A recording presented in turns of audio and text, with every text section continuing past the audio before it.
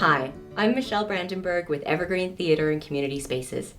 We own and operate over 24,000 square feet of arts and culture space in Northeast Calgary and travel to elementary schools throughout Alberta, creating meaningful and inspiring theatrical programming that champions innovation, stewardship, and sustainability.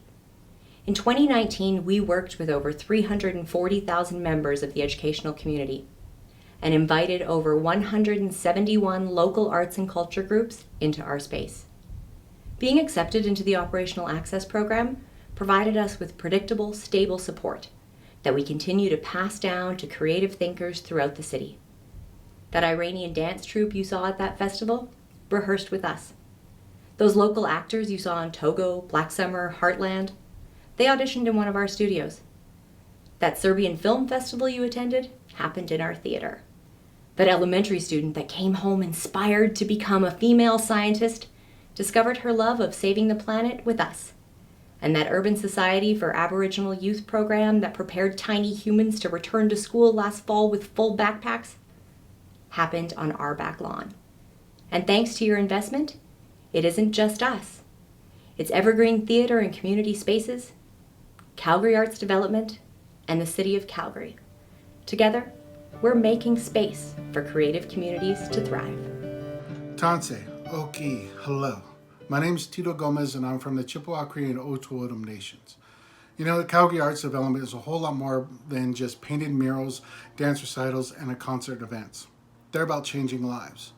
Because of the grants that I received, I was able to take a small film idea from the Forest Lawn neighborhood and have it shown in many different film festivals across the US and Canada.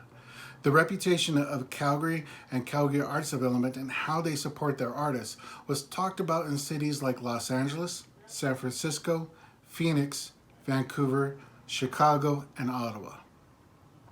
Because of their grants, I was able to tackle the financial barriers that many artists face. And I am now working in the field that I thought was once a pipe dream.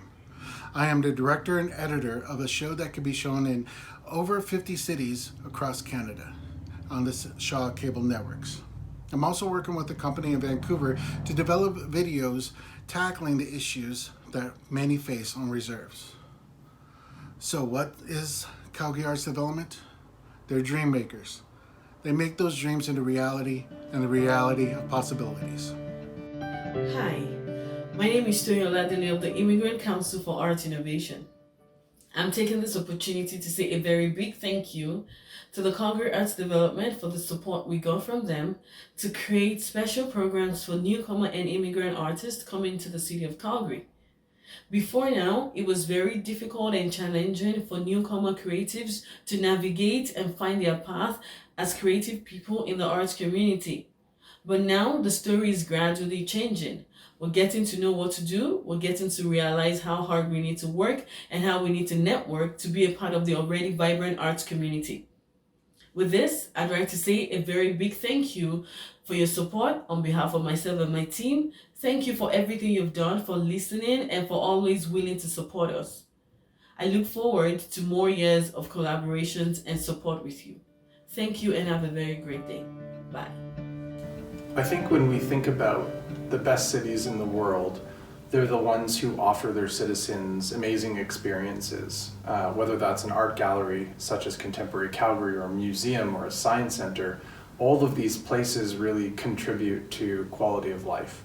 And it's really important then that municipalities invest in these institutions because it's a real demonstration that they want to contribute to their community, to provide places that inspire, to not only attract people to come to our city, but to help people stay here, to build lives, and to really feel like they belong to a place. And the funding that we've received has really helped contribute to that.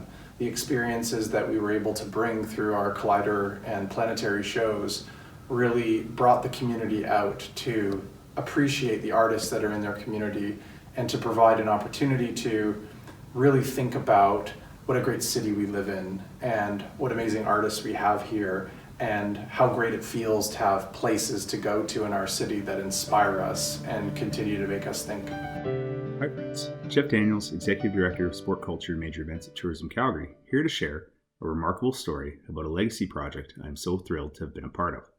As some of you are aware, I had the privilege of leading Calgary's bid for Country Music Week 2019, which saw the Canadian Country Music Association and Canada's country music industry descend on Calgary this past September for the first time since 2005.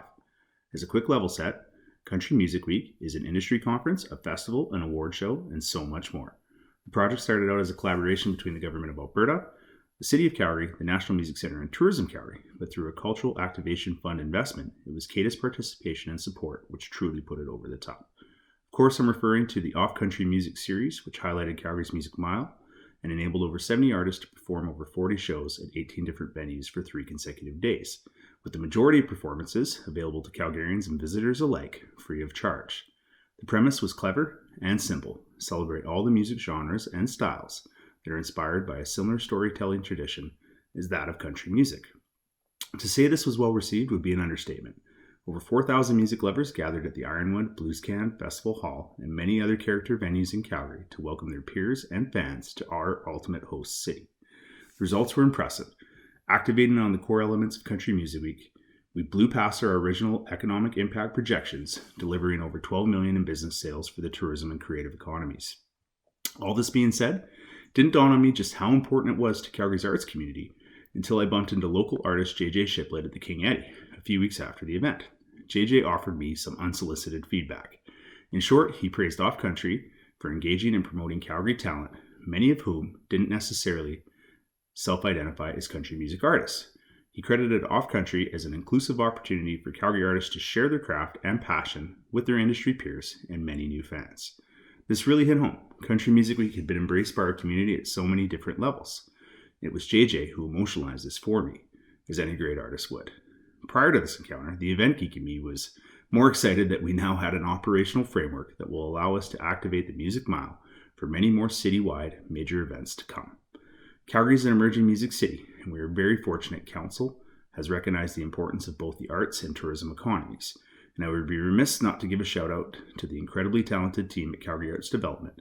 Patty, Helen, Sarah, and Kaylee, you guys are stars. Incredible to work with, and I'm so grateful you saw the opportunity to raise the bar. It's civic partnerships such as this which make me incredibly proud to call Calgary home. In the end, over 28,000 attendees checked out Country Music Week, and we cemented our reputation as the country music capital of Canada. Thanks, and let's do it again real soon.